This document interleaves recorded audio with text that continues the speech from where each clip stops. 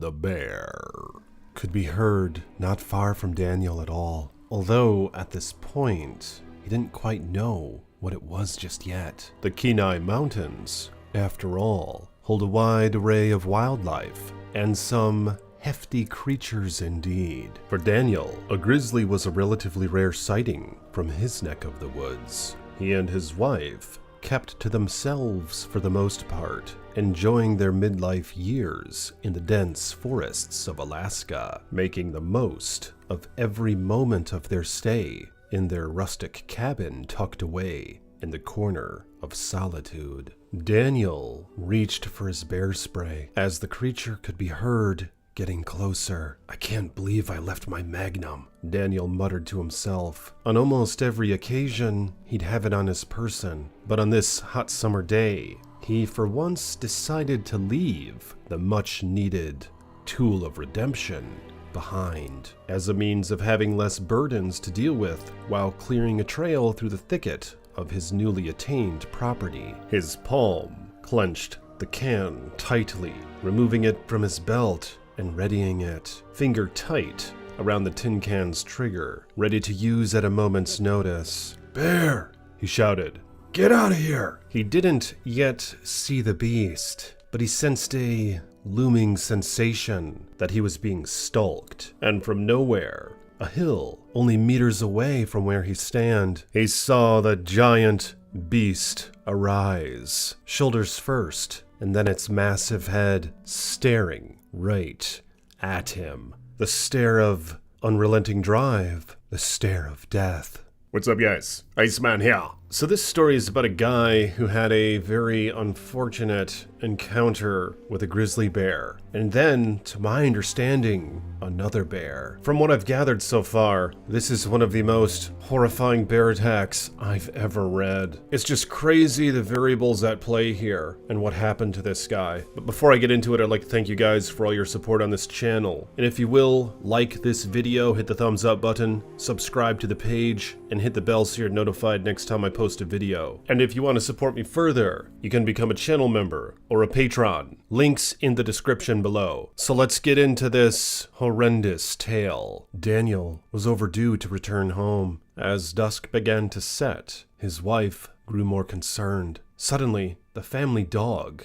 who was with Daniel, came scratching at the cabin door. She let the dog in, but no sign of her beloved husband. "Where's Daddy?" she concerningly whispered to the 5-year-old male Labrador retriever. She went out to the front lawn and began calling for him, but no response. The Kenai Peninsula is a stunningly beautiful region located in southern Alaska, known for its diverse and abundant wildlife and vegetation. As you explore this wilderness, you'll discover a rich tapestry of natural wonders that have captured the hearts and imaginations of visitors and locals alike. One of the most iconic creatures found in the Kenai Peninsula is the moose. These majestic animals are the largest members of the deer family and are well adapted to the rugged terrain and harsh winters of the region. With their powerful builds and imposing antlers, moose can grow up to 7 feet tall and weigh as much as 1,500 pounds. They can often be seen grazing on the vegetation that covers the forest floor, from the lush grasses that grow in the meadows to the shrubs and tree bark that provide vital nutrients during the winter months. But the moose is just one of the many fascinating creatures that call the Kenai Peninsula home. Brown bears are another iconic species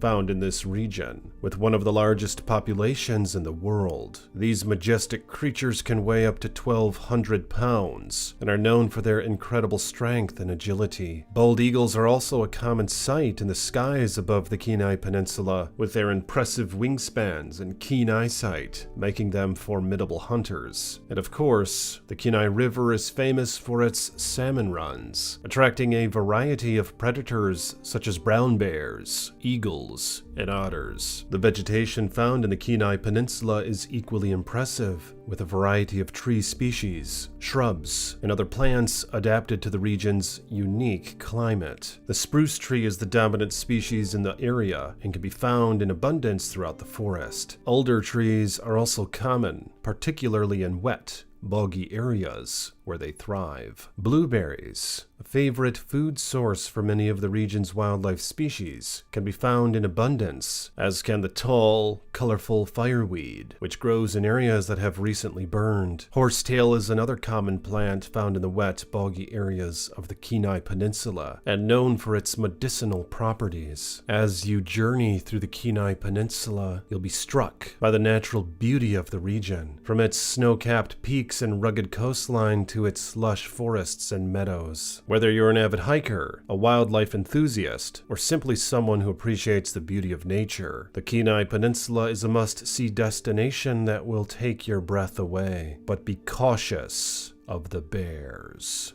Daniel's body lay in ruin, a mess of bear spray clouding the area around him. Ugh.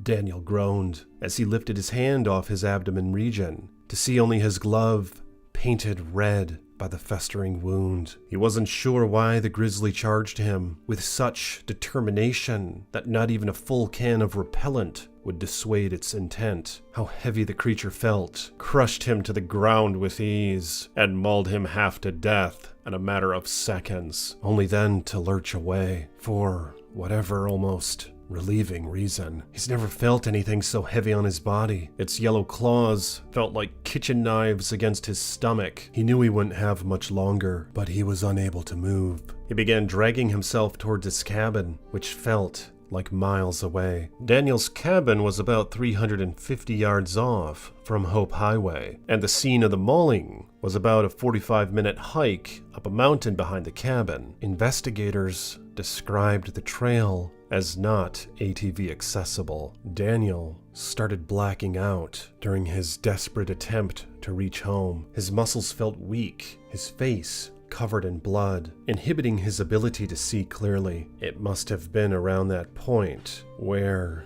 the second bear began eating him. Daniel froze as the creature approached him, its curious ears up as it noticed the man in great struggle. The bear didn't even hesitate to flip the man back around onto his back and began eating him alive. The dog arrived late. Daniel's blood screamed from the ground with no one there to hear it. His wife, concerned, alerted some of the neighbors, and although it was quite late in the night, a few of the men decided to lead a search party after calling authorities. The neighbors, armed with firearms, searched for Daniel and found his body, as well as the attack site. Pepper spray was all over the damn place. Their eyes watered just from standing in the vicinity, as the trees and ground were coated in the red of the spray and Daniel's blood. The scene was a disaster. They returned back to the cabin to counsel his wife, confirming that Daniel could not have survived the horrendous attack. With nightfall coming, and after communicating with troopers who had not yet arrived, emergency officials demanded that no one should return to the attack scene until morning, when it was safer. Cooper Landing Emergency Services also found that bears have been active in residential areas, as well as at the Russian and Kenai River, so they advised everyone in the area to remain bear aware. A spokeswoman with the U.S. Forest Service declared that the agency will post signs warning hikers of an aggressive bear. Bear shit was found 10 feet from his uncached body. Unusually, his remains were not urinated or defecated on by the bear, a tactic they tend to use to keep other predators away. His can of bear spray was found about 10 feet from his body, completely emptied.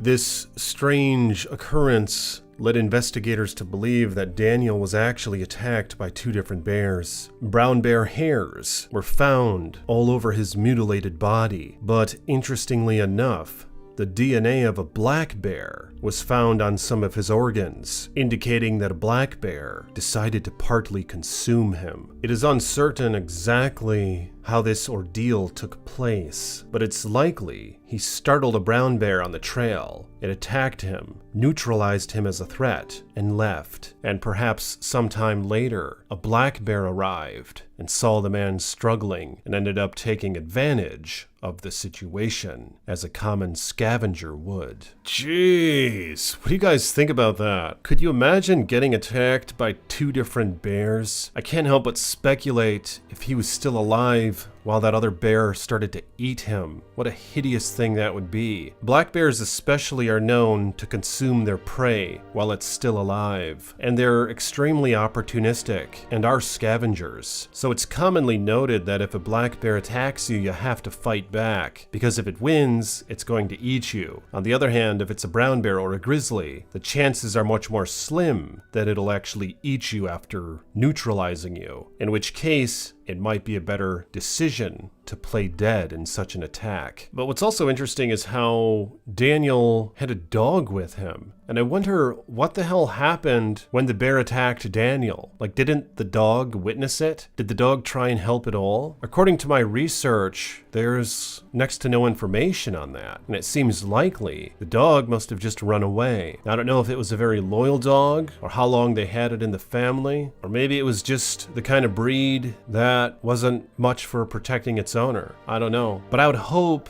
that my dog would protect me in such a scenario. I do have a German Shepherd female, and she is very loyal and protective, so I'd imagine she would. But could you imagine how much of a bummer that would be to know in your heart that you always carry your boomstick out there, but on one of the few days you don't have it on you is when tragedy decides to strike? What harsh luck is that? Personally, I live in a state where you're allowed to conceal carry a boomstick if you have the proper license. And I've been carrying that thing around a lot more lately, because as I continue to read into all these attacks, it seems like they often happen when you're least prepared. And even though in the town and city we don't have bears to deal with, we tend to have other predators and threats. So I'm fixing to never leave my forms of defense behind again, as long as I'm following the laws. But yeah, these stories just freak me out, but I'm curious what you guys have to say about this situation. What do you think the dog did during the attack? And what do you think provoked the bear to attack Daniel? What's your opinion on bear spray after hearing this story? And has it changed at all? Or do you think maybe he just didn't use it effectively or something? Let me know in the comments below what you guys think about these matters, and I really appreciate you for coming by. So again, if you will, like this video, subscribe to the page, and stay tuned for more chilling tales from the Iceman.